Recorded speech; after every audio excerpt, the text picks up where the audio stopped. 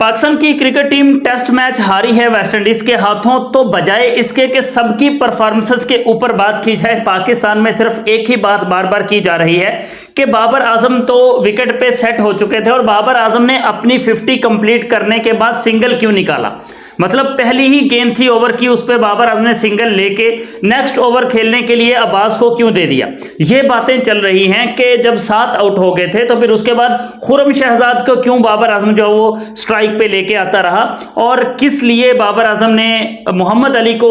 Strike पे लेके आया, मतलब खुद सिंगल लेके साइड पे हो गया, मोहम्मद अली का विकेट चला गया और किस लिए अब्बास को जो है वो बाबर आजम फेस करवाता रहा। यहां तक कि जब बाबर ने अपनी 50 कंप्लीट कर ली तो भी मोहम्मद अब्बास को जो है वो ज्यादा टाइम फेस पे रखता रहा है। बजाय इसके कि अपनी हार के ऊपर उन चीजों को उठाया जाए कि पाकिस्तान किस वजह से हारा, हालांकि ये कोई रीजन ही नहीं है कि जो बात डिस्कस की जा रही है। मैंने आपको ना कुछ दिन पहले एक वीडियो बनाई थी जिसके अंदर मैंने आपको कहा था कि बाबर आजम को कप्तान बनाने का मकसद सिर्फ एक ही है और वो है पाकिस्तान क्रिकेट बोर्ड के अंदर बैठे हुए लोगों ने बड़ी ही एक दिमागी गेम खेली है और उन्होंने जो गेम खेली है ना वो यही है, बाबर आजम को कप्तान बनाओ, पाकिस्तान की क्रिकेट टीम हारे जीते खुद चुप करके साइड पे होके बैठे रहोगे, सिर्फ बाबर का नाम ही आएगा। मतलब हमसे किसी ने कुछ नहीं पूछना, जिसने भी बात करनी है बाबर आजम के ऊपर ही करेगा। तो बस सीधी बात है, बाबर आजम को कुर्बानी का बकरा बनाओ, बाबर को कप्तान बनाओ, खुद अपनी पोस्टें संभाल के बैठे रहो, तुमसे कोई तुम्हारी कुर्सी छीनेगा नहीं, तुम पे कोई बात नहीं करेगा। इसलिए बाबर आजम को कप्तान बनाया और मैंने एक एक चीज आपको बताई थी कि सबसे बड़ा क्रिटिसिज्म बाबर आजम के ऊपर ही होगा, चाहे बॉलर्स को मार पड़ जाए, चाहे बैट्समैन पूरी की पूरी टीम नाकाम हो जाए, क्रिटिसिज्म बाबर आजम के ऊपर ही होगा। और अब इतने बेवकूफ और इतने आंखों से अंधे, अकल के अंधे, दिमाग से अंधे, कानों से अंधे, हर जगह से अंधे और बहरे गूंगे, इतने गूंगे नहीं कहूंगा, बहरे ही कहूंगा क्योंकि गूंगे नहीं है, जुबान इतनी चलाते हैं सिर्फ बाबर आजम के खिलाफ, लेकिन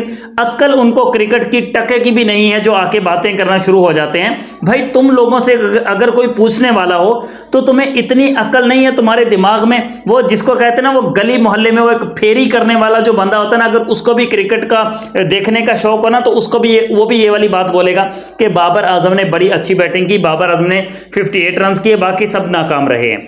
120 रन पे पाकिस्तान की क्रिकेट टीम ऑल आउट हुई, जिसमें से 58 रन बाबर आजम ने बनाए और वो आउट भी नहीं हुआ उस पिच के ऊपर जहां पे हमारी पूरी टीम लुढ़क गई, पूरी टीम ऑल आउट हो गई, 10 के 10 प्लेयर्स हमारे आउट हो गए, वहां पे बाबर आजम आउट नहीं हो पाया उन लोगों से। उस पिच के ऊपर बाबर ने बैटिंग की जो कि इतनी टफ पिच थी और 58 में से सिर्फ 49 रन बाकी 10 खिलाड़ियों ने किए। और अगर पाकिस्तान के स्कोर कार्ड की बात की जाए ना तो बाबर आजम के बाद और अब्बास के बाद थर्ड हाईएस्ट रन गेटर जो है ना वो एक्स्ट्रास के हैं, जो 13 आए हैं, नो बॉल्स और वाइड के और लेग बाइज के। तो 13 रन के साथ टॉप स्कोरर एक्स्ट्रास हैं तीसरे नंबर पे। बाकी पूरी टीम ने जो किया वो आप लोगों के सामने है, लेकिन दिखाई देता है सिर्फ बाबर आजम ही, क्योंकि उसके ऊपर क्रिटिसिज्म करना आसान है। अगर जो बंदे ये बातें करते थे ना कि बाबर आजम उनको स्ट्राइक क्यों देता रहा, तो भाई 120-130 रन की दरकार थी पाकिस्तान को, 120-130 रन की जरूरत थी जब पाकिस्तान के टेल एंडर्स स्टार्ट हो गए थे और 90 रन से पाकिस्तान की क्रिकेट टीम इस मैच को हारी है। तो जो बंदे ये बात करते हैं ना उनको अगर मैं बताऊं तो वो इनका वेस्टइंडीज का वो कौन सा प्लेयर था जिसने सेकंड इनिंग्स में भी 36 का कितने की इनिंग्स खेली और पहली इनिंग्स में भी वो अच्छे करके गया था 23-24,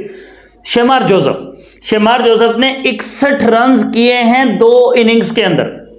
पहली इनिंग्स में और दूसरी इनिंग्स में। शेमार जोसेफ जो कि उनका ऑलराउंडर भी नहीं है, वो उनका टेल एंडर है, बॉलर है, उसने 61 रन दोनों इनिंग्स में बनाए हैं। और पाकिस्तान के अगर दोनों इनिंग्स में कुल मिला के लास्ट के टेल एंडर्स की अगर हम बात करें ना, 5 आखिरी खिलाड़ियों की, आखिर के 5 खिलाड़ियों की, तो सब ने मिलके आई थिंक 53 या कितने बनाए थे दोनों इनिंग्स में। मतलब दोनों इनिंग्स में शेमार जोसेफ अकेला 61 कर गया। और यहां पे हमारी कंडीशन ये है कि हमारे 10 बैट्समैन बनते हैं, मतलब 2-2 बार उन्होंने खेला,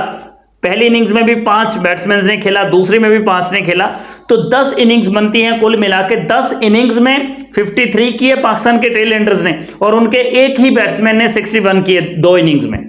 ये फर्क है।